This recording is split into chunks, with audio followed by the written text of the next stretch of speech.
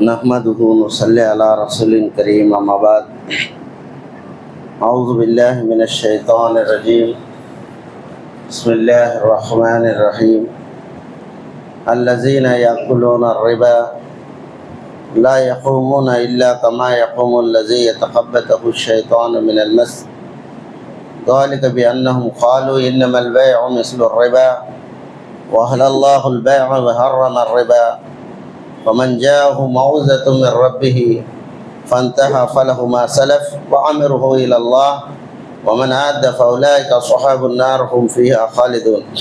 సోదరులారా, అల్లాహ్ సుబ్హానహు తఆలా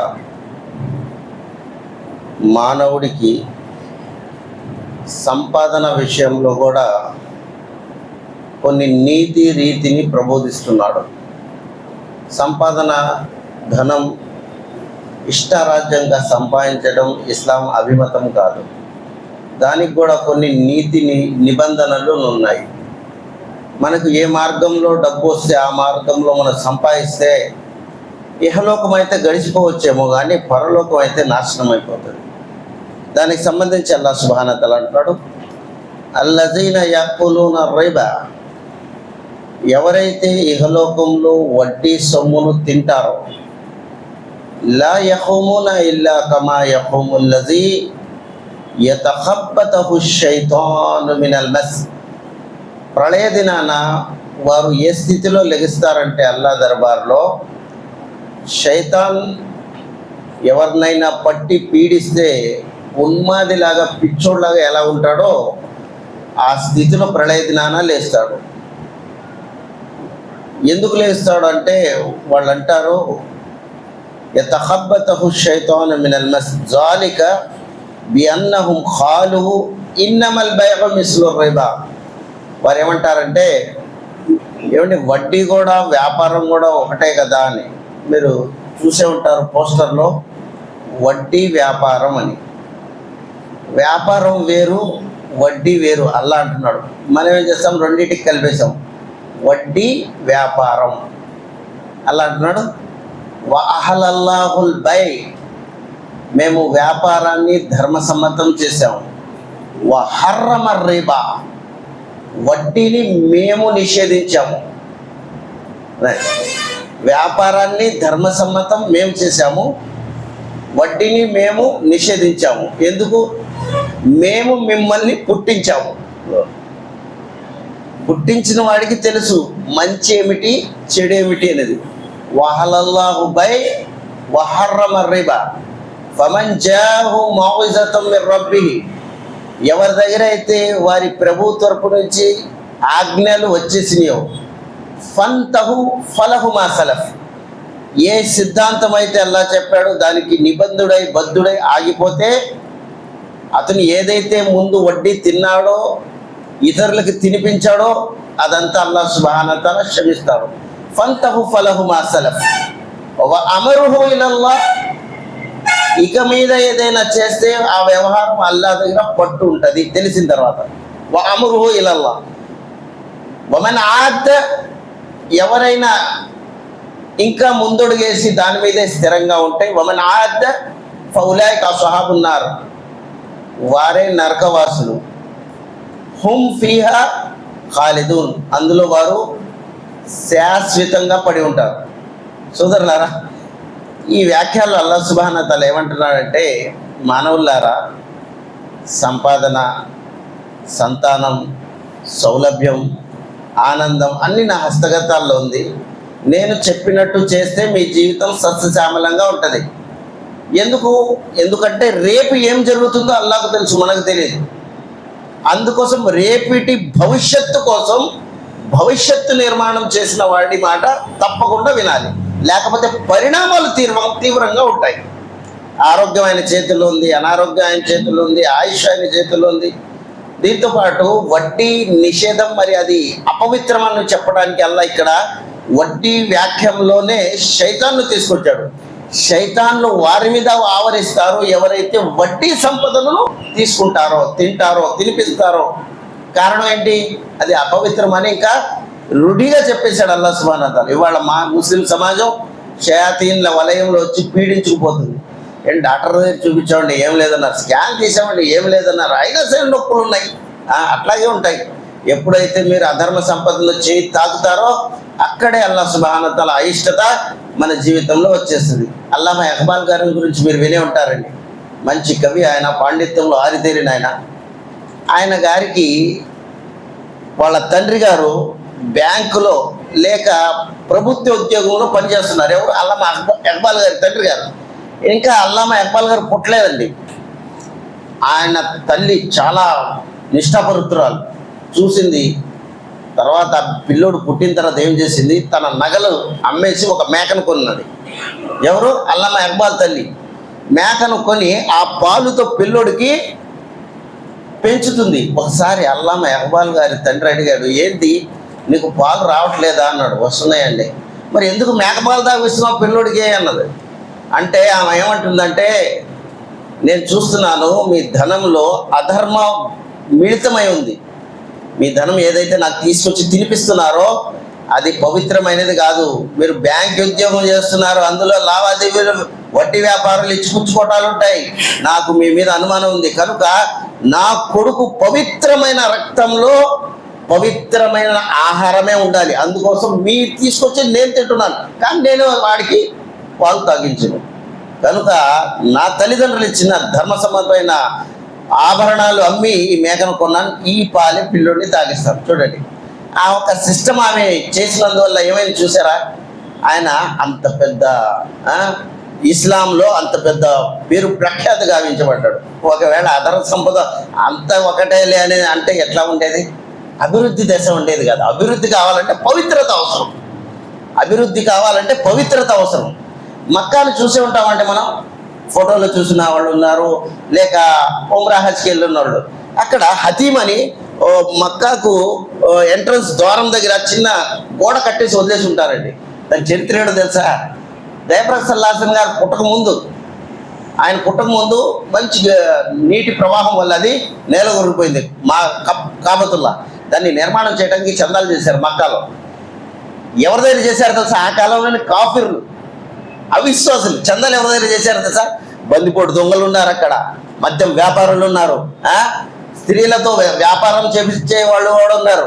అలాంటి వాళ్ళందరినీ వదిలిపెట్టి న్యాయపరంగా నీతిపరంగా ఎవరైతే సంపాదిస్తారో వాళ్ళ దగ్గరే చందాలు తీసుకున్నారు. వాళ్ళ మనం వెళ్తే చందా బుక్ పట్టుకొని ఎవడు ఏం చేస్తాడు తెలిసి కూడా ఆడి చేత మనం బుక్ రాపిస్తాం. అల్లా ధర్మం కోసం అలా ఉండకూడదు. అల్లాహ్ సుబ్హానహు వ తఆలా ఆనాటి కాలం ముష్రికులు మొత్తం ఏం చేశారు? చందా జమ చేశారు. చేసి షామ్ పట్టణం నుంచి ఒక ఇంజనీర్ని పిలిపించి ఆ డబ్బుతో కట్టండి అని చెప్పి స్టార్ట్ చేశారు. ఆయన మక్కా మొత్తం నిర్మాణం అయింది, కానీ ఎదరు భాగం ఏదైతే ఉందో అది నిర్మాణం నుంచి ఆగిపోయింది. ఎందుకంటే డబ్బులు లేవు. మరి చందాలు చేసి తీసుకురండి అన్నారు. ఏమంటే ఇప్పుడు అధర్మ సంపద తప్ప మక్కాలో ఎవ్వడు ఇచ్చేవాడు లేడు. అధర్మ సంపద అల్లా ఒక గృహాన్ని పెట్టడం మాకు ఏమాత్రం ఇష్టం లేదు. నిర్మాణం ఆపండి, కానీ అధర్మం మాత్రం దానికి తాకనివ్వమని అన్నారు. అల్లాహు అక్బర్. నిర్మాణమే ఆపేశారు. సోదరులారా, ఇది ఆనాటి కాలంలోని అవిశ్వాసుల విశ్వాసం. అల్లా గృహానికి కూడా ఏ మాత్రం ఆటంకం ఉండకూడదని. ఇవాళ మనం ఏది చూసినా సరే వద్దయ్యా అంటే అక్కడే పోతాం. ఎందుకంటే లాభం ఉందనుకుంటున్నాం, కానీ లాభం ఉంటే అల్లా చెప్పేస్తాడు కదా. అల్లా ఇందులో చివరిలో పదం వాడాడండి. అదేం తెలుసా? నా మాట వినకపోతే నరకంలో వెళ్తారన్నారు. దాంతోపాటు ఆఫీసర్ లేదండి, ఏమన్నాడు? హుమ్ ఫీహా ఖాలిదూన్, శాశ్వతంగా పడి ఉంటారు. కారణం ఏంటి? అంత కోపం ఎందుకు వాళ్ళకి? అల్లా ఇదే నిబంధన చూడాలనుకుంటాడు అల్లాహ్ సుబ్హానహు వ తఆలా. నా మాట వింటాడా తిరస్కరిస్తాడా అని. ఇందులో మేలు లేదు అన్నాడు, అయినా ఇందులో ప్రాకులాడితే ఎలాగా? ఏం లేదన్నాడు, ఇందులో నేను మేలే పెట్టలేదన్నాడు. దీనికి ఒక చిన్న ఉపమానం ఇస్తామండి. సెహరీలో బరకతుందా లేదా? అంటే అందరికీ తెలుసు సెహరీలో మేలుంది. ఇదే భోజనం 4ంటికి చేయకుండా మనం 10ంటికి చేస్తే బరకత్ ఉంటుందా? 2 రొట్టెలు తింటాడండి 10ంటికి, 2ంటికే మళ్ళీ తల తిరిగినట్టుంది అంటాడు. ఏంటంటే టిఫిన్ తక్కువ చేశాను అంటాడు. ఎన్ని గంటలైంది? 4 గంటలైంది. 4 గంటల్లోనే ఆడికి తేడా వచ్చేసింది. ఇక్కడ 2 రొట్టెలు తింటాడు. ఎప్పుడు? 4ంటికి తెల్లారుజామున. మళ్ళీ 6ంటికి ఇఫ్తార్ చేస్తారు. ఎన్ని గంటలు? ఇంచుమించు 14 గంటలు గడిచినాయి. ఎలాగుండాలి మనిషి, కింద మీద పడి గ్లూకోజ్ బాటిల్ ఎక్కించాలి. కానీ అల్లా అంటున్నాడు, ఇందులో మేము బరకత్ ఇచ్చాం. అల్లా మాటలో బరకత్ ఉంటుంది. అల్లా మాట వినకపోతే వస్తువు ఉంటుంది, బరకత్ ఉండదు.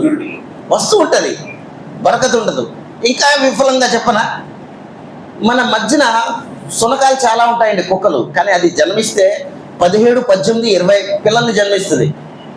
మన మధ్యనే మేకలు కూడా ఉన్నాయండి. అది జననం ఇస్తే సంవత్సరానికి 1, 2 పిల్లలు, అదే కదా. మొత్తం మానవ సమాజం మేకలను తింటుంది, గొర్రెలను తింటుంది. ఎక్కడైనా అరే ఇక్కడ జాతర అయిందంటారా, మొత్తం మేకలను తినేశారు, కరువు అయిపోయింది. ఎక్కడ విన్నారా? బక్రీద్ పండుగ వచ్చింది, అందరు తినేశారు, ముస్లింలు లేవు, విన్నారా? 2 పిల్లలు ఇస్తుంది, మొత్తం సమాజం తింటూ ఉంటుంది, ఎక్కడ కూడా కరువు లేదు. కానీ కుక్కలు జనన సంఖ్య 20, 18, ఎవరు కోసుకొని తినరు, ఎవరు వినియోగించరు. ఎక్కడైనా కుక్కల మందలను చూసారా? కుక్కల మందలు కనిపించవు. ఎందుకు? దీంట్లో అల్లా బరకత్ ఇవ్వలేదు. సంఖ్యాపరంగా ఎక్కువ ఉంది కానీ బరకత్ తీసాడు. ఇక్కడ సంఖ్యాపరంగా తక్కువ ఉంది, అందరూ తింటున్నారు, అయినా సరే మేలు ఇచ్చాడు. సోదరులారా, అర్థం చేసుకునే వాళ్ళకి ఎన్నో విషయాలు ఉంటాయి. కానీ విషయం ఈ డబ్బు యజమాని ఎవడు అని పెద్దలు అంటారు కదా. అరే పరిగెత్తి పాలు తాగడం కంటే నుంచొని నీళ్లు తాగటం మంచిదిరా అంటారు కదా. నేను అంటున్నాను, అల్లా మాట వినకపోతే పరిగెత్తి నీళ్లు తాగిస్తాడు, అల్లా మాట అంటే కూర్చొని పాలు తాగిస్తాడు. చిన్న విషయం చెప్తే ఈ మాట ముగిస్తాను. సాలెపురుగుని చూసారండి? సాలెపురుగు తెలుసా? దానికి రెక్కలు ఉంటాయా, కాళ్ళు ఉంటాయా? కాళ్ళు ఉంటాయి, రెక్కలు ఉండవు కదా.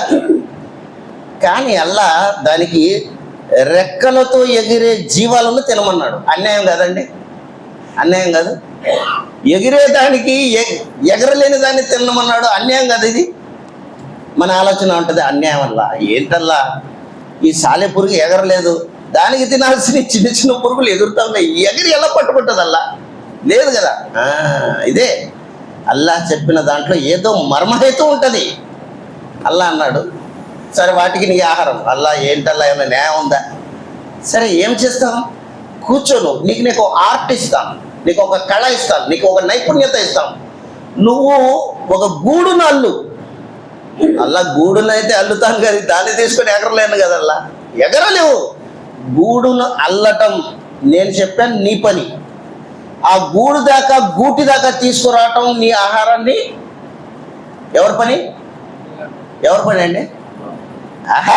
మన పని. అది కూడా మేము అంటాం కదా, సంపాదించడం కూడా మాదే, ఖర్చు పెట్టడం కూడా మాదే. అల్లా అంటున్నాడు, గిరాకులను వాళ్ళ మనసులో భావన వేసి మీ దాకా తీసుకొచ్చేవాడిని నేను అంటాం. ఆ ఆలోచన ఉండాలి. లేదండి మేము నమాజ్కి వస్తే ఎలాగండి, మా పనులు పాటలు అయిపోవు. అల్లా అంటున్నాడు, సంపాదన అనేది నమాజ్కు వస్తే ఆగిపోదయ్యా. నమాజ్కు ఆగిపోతేనే అది కూడా ఆగిపోతుంది. నమాజ్ అనేది నా మాట, నా మాట నువ్వు, నేను నీకు సహాయం చేస్తాను. నా మాట అయినపోతే నీకు సహాయం అందదు. గూడు అల్లటం నీ వంతు, ఆ ఎగిరే జీవాలను అక్కడి దాకా తీసుకురావటం నా వంతు అన్నాడు. ఏమండి, మాట వింటే ఫలితం ఉంటుంది, మాట వినకపోతే ఏమీ ఉండదండి. సోదరులారా, జీవితంలో అల్లా చాలా అర్థం చేపిస్తున్నాడు. కానీ విషయం ఒకటి తెలుసా, ఏదైతే దైవం మీద విశ్వాసం ఉందో ఆ విశ్వాస ఫలితంగా దాని బరువుగా మనం జీవితం గడపాలి. కనుక సోదరులారా, అల్లా మాటలు మేలుంది, బరకత్ ఉంది, వడ్డీలో బరకతు లేదు. అల్లాతో దువా చేస్తున్నాను. అల్లా సుబ్హానహు తఆలా ఏ జీవితంలో అయితే మాకు సౌలభ్యాలు కలగజేసావో అల్లా వాటిలో మేలుని ప్రసాదించుగాక. అల్లా ఏదైతే అధర్మ సంపద ఉందో దాన్ని విశ్వాసమైన దృష్టితో చూసి దాంట్లో మేలు లేదని అల్లా వదిలేసే మహాభాగ్యం మనందరికీ ప్రసాదించుగాక. ఆమీన్. సుబ్హానక రబ్బిక రబ్బిల్ ఇజ్జతి అమ్మా యసిఫూన్, వస్సలామున్ అలల్ ముర్సలీన్, వల్హమ్దులిల్లాహి రబ్బిల్ ఆలమీన్.